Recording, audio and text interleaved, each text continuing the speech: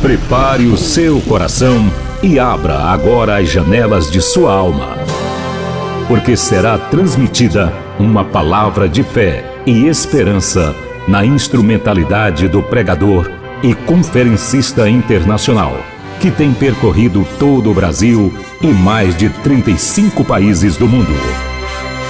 Reverendo Genésio Santos. Prosseguindo a mensagem,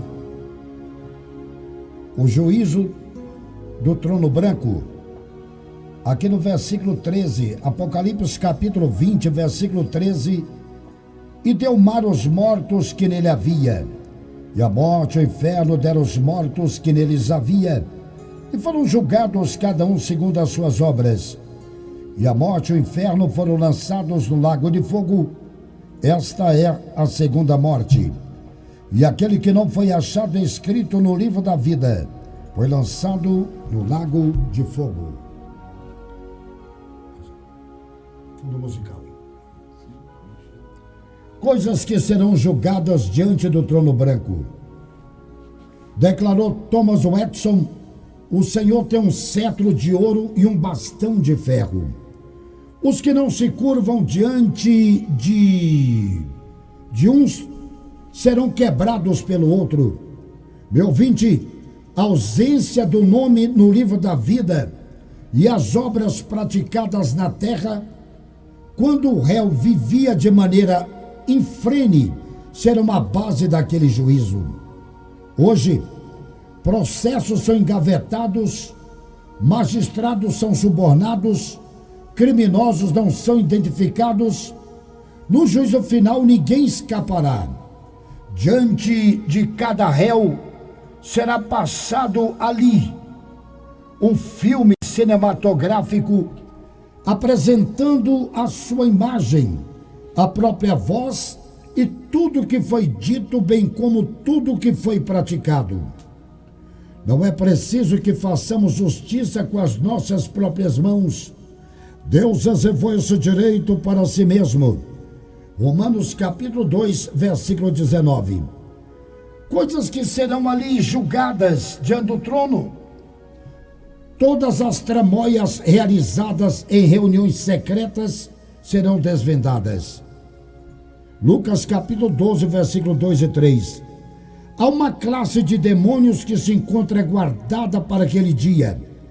Os demônios que perambulam pelo planeta estão cientes de que aquele tempo chegará. Mateus capítulo 1, 8, versículo 9. A morte e o Hades regurgitarão os seus mortos. Os que passaram pelo sepultamento aquático,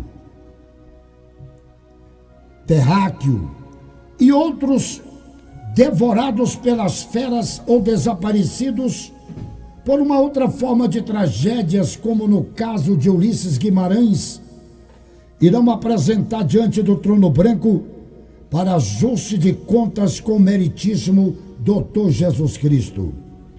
O Hades devolverá os espíritos e a morte os corpos dos falecidos na corrupção devastadora do pecado.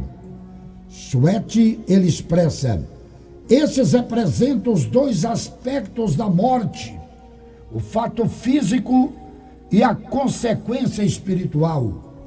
Como asseverou McDowell, os dois monstros vorazes e insaciáveis que tinham devorado todas as gerações passadas, mas agora forçadas a regurgitar as suas presas. Todos serão reunidos, mesmo que seus corpos tenham desintegrado, misturado ao pó. Todos ressurgirão. Olha, a eliminação da morte e do inferno. Ouvinte, o que é intermediário deixará de existir e dará lugar ao que é eterno. Nessa época a morte deixará de existir. 1 Coríntios capítulo 15, versículo 26. E também o Hades, que é o mundo invisível dos mortos. Essa dupla deixará de existir perante as duas ressurreições. Armando Chaves Cohen, disse: a morte será destruída com efeito retroativo, devolvendo a vida a todas as vítimas pela ressurreição de todos. Cristo é o detentor das chaves da morte e do inferno. Ele irá destrancá-las e os corpos e os espíritos aprisionados sairão para esse julgamento público e universal. Como será aplicada a sentença condenatória diante do juízo do trono branco? Escute bem, os gentios serão julgados de acordo com a lei da natureza, escrita em seus corações. Os israelitas da antiga dispensação, segundo a revelação do Velho Testamento. Os apóstatas cristãos, mediante o grau de conhecimento revelado acerca de Cristo e de sua palavra. Meu ouvinte, a pena será intensificada se caso houver negligência dos privilégios espirituais. Será sem abrandamento, a sentença será acompanhada de remorso, será consumada no dia do juízo. Eu quero aqui nesse momento fazer uma simulação de como será efetuado o julgamento dos réus diante do trono branco. Uniformemente como os corpos dos santos ressuscitados se ajustarão para o estado de glória, os dos perdidos também adaptar-se-ão para o estado de perdição. O lago de fogo é um lugar de punição, como prisão e câmara de tormentos e misérias para os perdidos.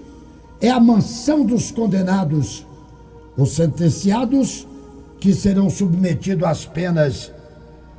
Jesus vai chamar Faraó Ramsés II. Foi o terceiro rei da 19ª dinastia. Ele foi neto de Ramsés I e filho da rainha Taiuá. Reinou 67 anos e morreu próximo de 100 anos. Ele foi honrado como Deus no Egito e na Núbia. Ele responderá perante o trono pela opressão empregada sobre os israelitas e a tentativa de assassinar as crianças do sexo masculino. Naquele dia, Jesus vai chamar Herodes o Grande, é chamado e transliterado Ordos, nasceu em cerca de 73 a.C. e morreu em 4 depois de Cristo. Herodes o Grande, o rei da Judéia, de 37 a 4 a.C. Herodes era filho do Idumeu Antipater. Em 40 a.C., ele fundou as cidades gregas de Sebaste e Cesareia com seu belo porto. Ele construiu as fortalezas e palácios, incluindo Massada e o magnífico templo, o Heródium. Naquele dia, Jesus irá chamá-lo e ele vai ter que se apresentar diante de Jesus e explicar por que ele mandou matar as crianças de 2 anos para baixo na cidade de Belém. Jesus vai chamar Karl Marx, Nero, Voltaire. Ele vai chamar grandes homens que morreram blasfemando de Deus.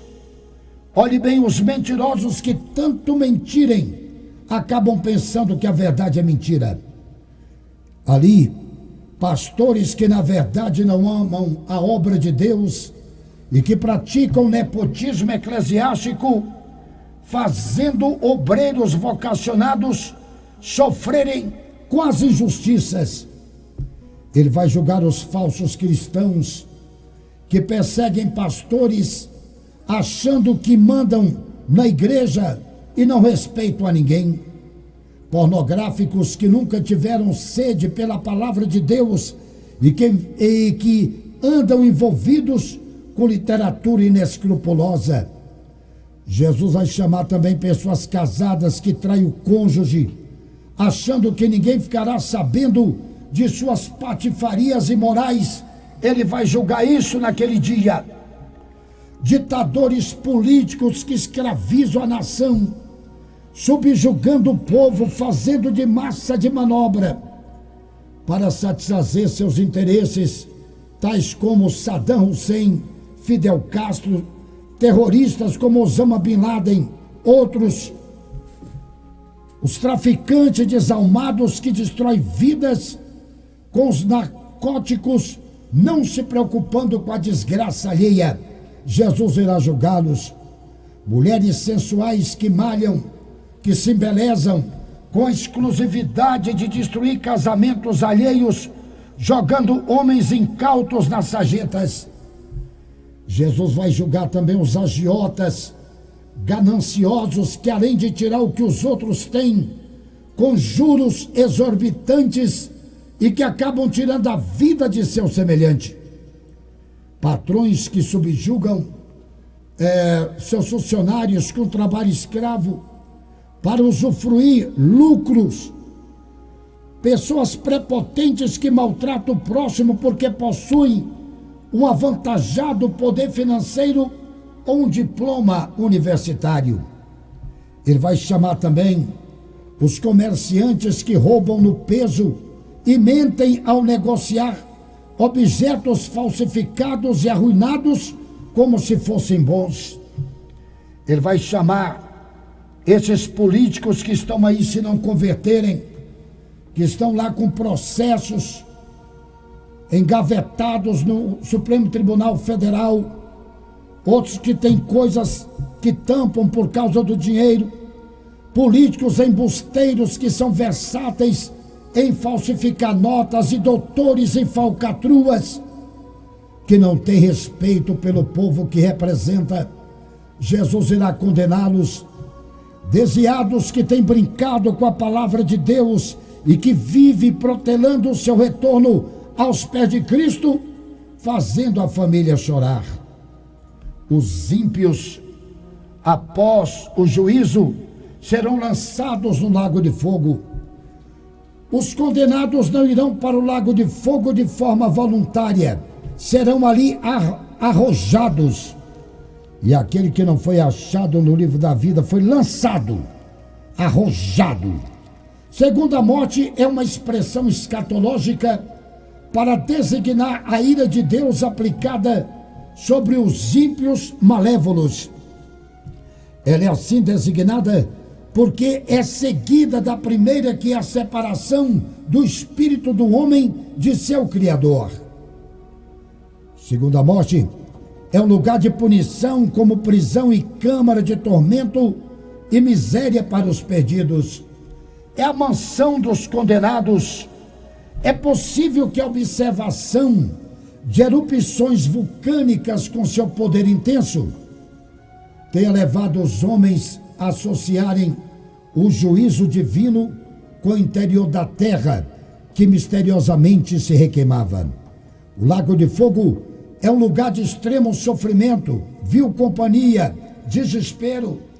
Não há na realidade como determinar a geografia do além.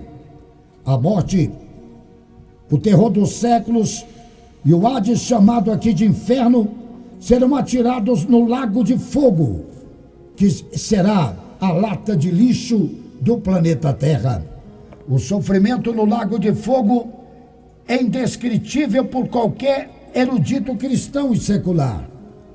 O lago de fogo aguarda os incrédulos e os falsos cristãos que abandonaram a Cristo, preferindo as folias do mundo. Como diz o Salmo 9, versículo 17, os ímpios serão lançados no inferno e todas as gentes que se esquecem de Deus.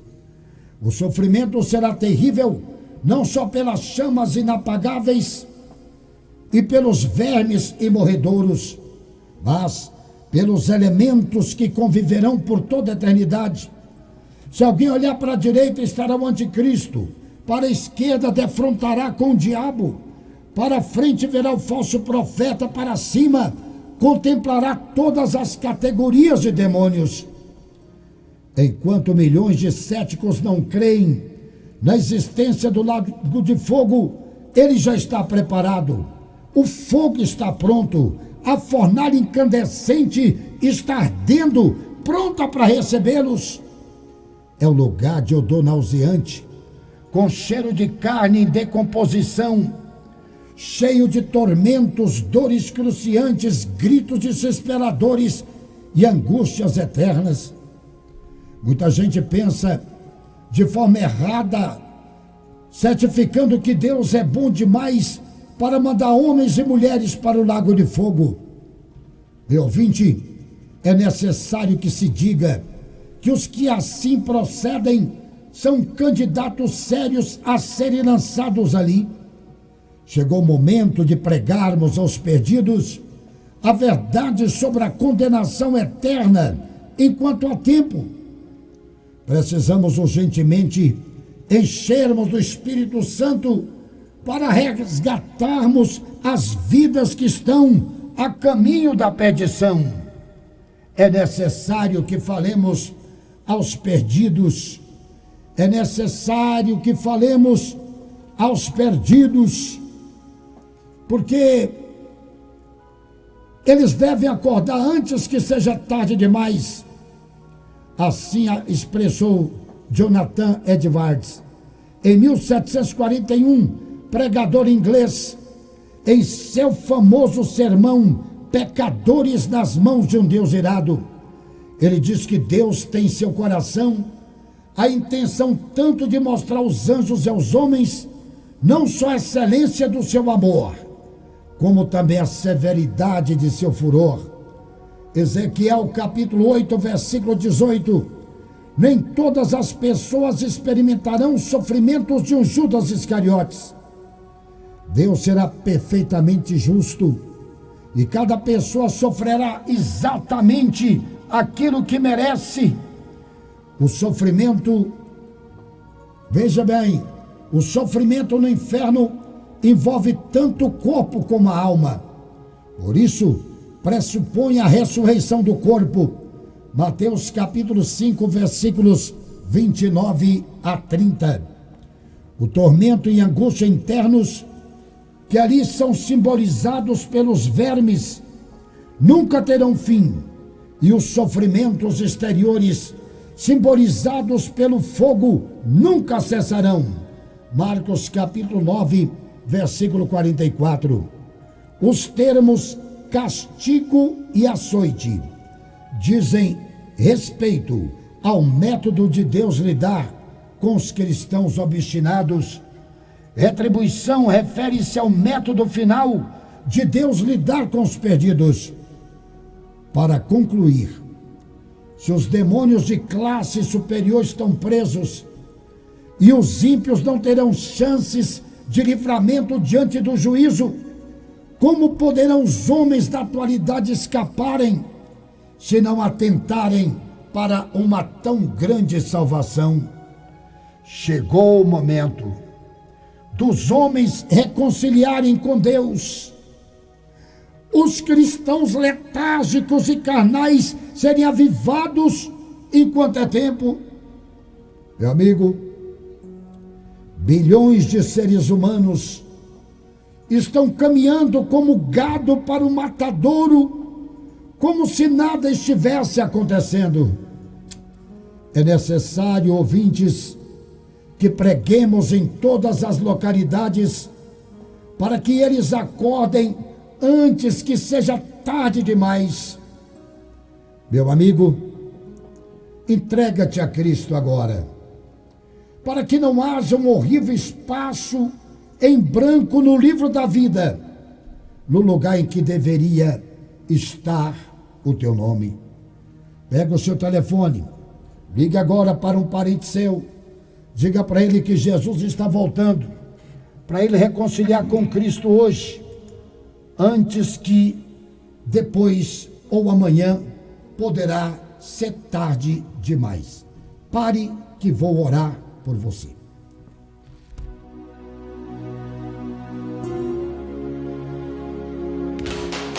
Pare aonde estiver.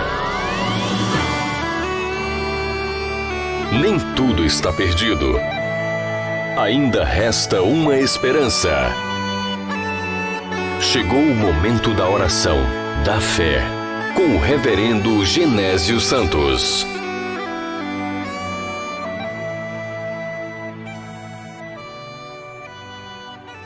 Deus vivo, santo e verdadeiro, diante da tua presença nos colocamos em oração agora, quando estamos chegando ao meio-dia. Queremos lhe apresentar aqueles que estão doentes, aflitos e que estão esperando agora o momento desta oração. Injeta agora, Senhor Jesus, o teu poder curador no corpo físico deste homem, arrancando todas as dores, tirando todos os males, aqueles que estão acometidos por chikungunya ou pela nova onda Ômicron. Quero pedir ao Senhor agora que venha curar aqueles que estão acometidos pelo coronavírus, que toda doença do alto da cabeça até a planta dos pés, que todas as dores, todos os males saiam. O Senhor conhece a vida, o coração, a mente de todos que estão ligados no nosso programa. Pai, venha curar, venha expulsar os demônios, venha arrancar a tristeza, a angústia desse coração agora. Que todos sejam literalmente abençoados. Fortalece o nosso corpo, os nossos órgãos. Cure agora diabetes, fraqueza nas pernas, nos ossos, no sangue. Aonde estiver agora tremura, desmaio, aonde estiver agora em nome de Jesus, fraqueza nos rins, pedra na vesícula, pedra nos rins, desapareçam agora, aonde estiver agora fraqueza nos nervos, labirintite, todo mal na cabeça, amnésia, pessoa que tem um esquecimento terrível, que essa mente, esse cérebro seja recuperado. Pai, quero pedir agora que todos aqueles que estão desviados, que eles voltem aos teus pés. Sabemos que o juízo final haverá.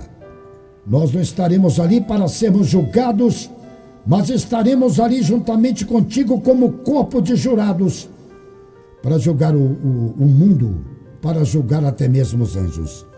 Nos dê um final de semana abençoado, cubra-nos com a tua graça, que todos os nossos ouvintes sejam abençoados. Aqueles que nos ouviram ao vivo ou pelo link da rádio. E aqueles que ainda vão assistir pelo YouTube, que eles sejam abençoados em nome de Jesus. Amém. Meus ouvintes, até a próxima segunda-feira, se Deus permitir. Muito obrigado pela sua audiência. Um abraço aqui de seu amigo Genésio Santos na comunicação. E aí, Leandro? Aqui na sonoplastia, Leandro Alves. Muito obrigado. Até segunda às 10 da manhã, se Deus nos permitir. Fomos!